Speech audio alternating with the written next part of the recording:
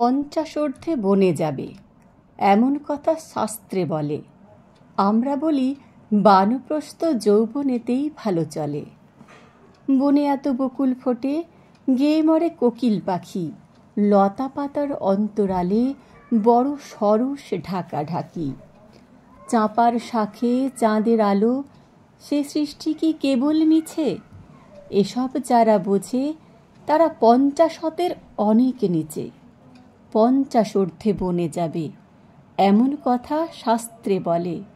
আমরা বলি বানপ্রস্থ যৌবনেতেই ভালো চলে।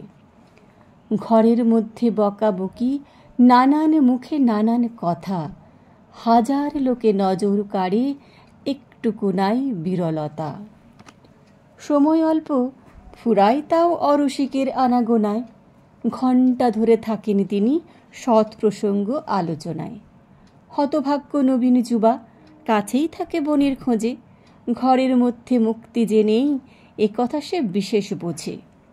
পঞ্চাশোর্ধ্বে বনে যাবে এমন কথা শাস্ত্রে বলে।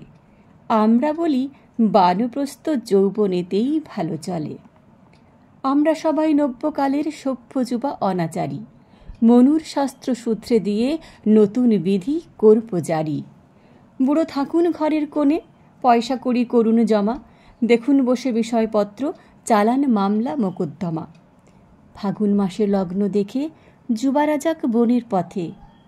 রাত্রি জেগে সাধ্য সাধন, থাকুক রত কঠিন ব্রতে।